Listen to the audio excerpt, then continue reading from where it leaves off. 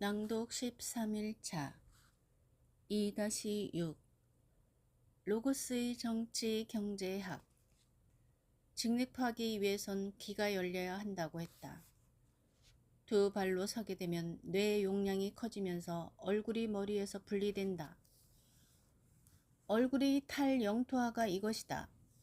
그러면 입이 평면화되고 동시에 입과 후두부 사이가 직각에 가까운 꼴이 된다.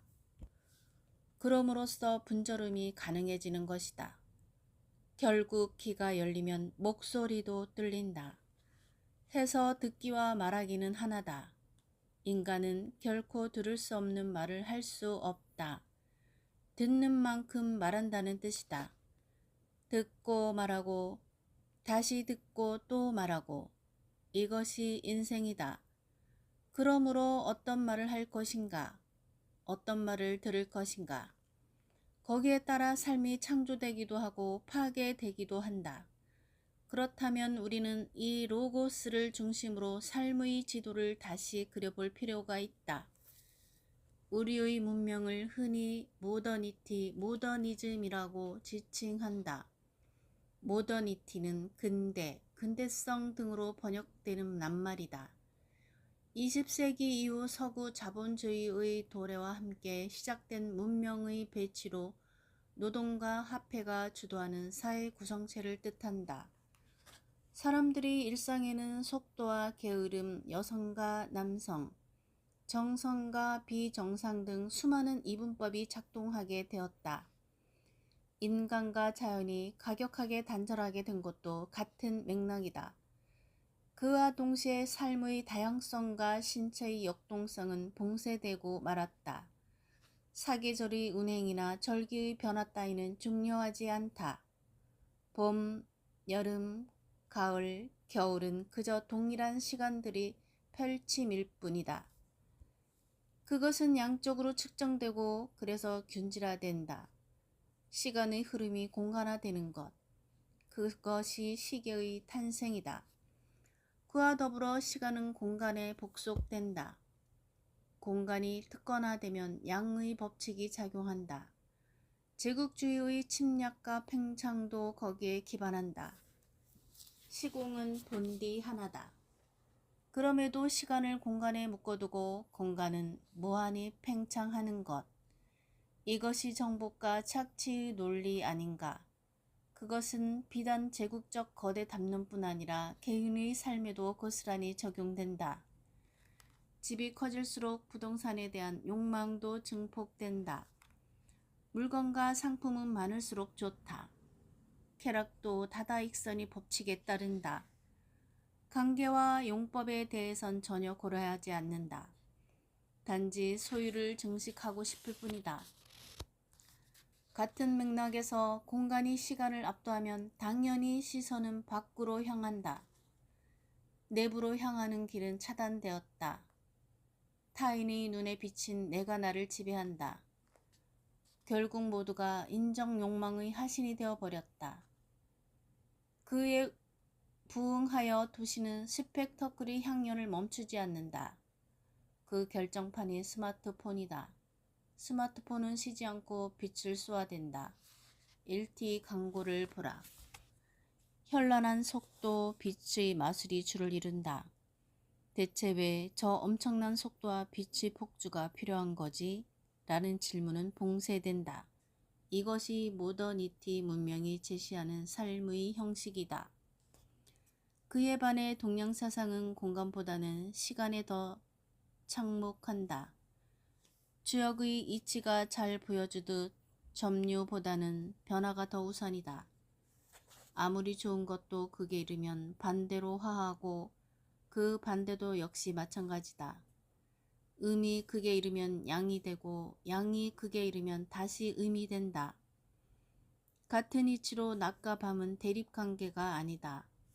밤이 되어야 낮이 있고 낮이 있어야 밤이 있다. 지극히 당연한 원리 아닌가? 그럼에도 모더니티의 진군 앞에서 이 자연의 법칙들은 미신과 하류로 전락하고 말았다. 하지만 극에 이르면 반대로 전화한다는 법칙은 모더니티에도 고스란히 적용된다. 마침내 빛이 공해가 된 시대가 도래하였다. 빛은 밤의 영역을 침탈하여 사람들로부터 잠을 빼앗아 버렸다. 밤과 잠을 약탈하는 빛, 그것은 이미 성공의 상징이 아니라 존재를 사그라들게 만드는 그림자다. 아닌 게 아니라 사람들은 이제 차츰 지쳐간다. 밤에도 쉬지 못하고 낮에는 정신없이 바쁘다. 그래서 우울하다. 하지만 사람들은 이것이 시각과 빛 때문이라고 생각하지 못한다. 어이없게도 화폐가 부족해서 남들만큼 취업을 못해서 혹은 남들처럼 더 화려하게 즐기질 못해서라고 생각한다. 그래서 근본적인 탐사가 필요한 법이다. 우테 피큐리스족 인디언들에게 눈은 요리하는 것, 찍는 것이란 뜻이고 귀는 주는 것이란 뜻이란다. 눈이 요리한다는 말은 무슨 뜻인가?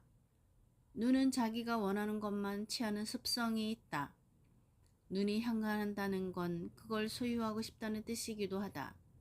아이 쇼핑이나 여자를 찍었다는 표현 같은 것이 그 예다. 만약 그 반대일 경우는 눈이 무기가 된다. 그것이 곧 우리말이 눈총이다. 눈으로 쏘는 총, 왠지 좀 섬뜩하다.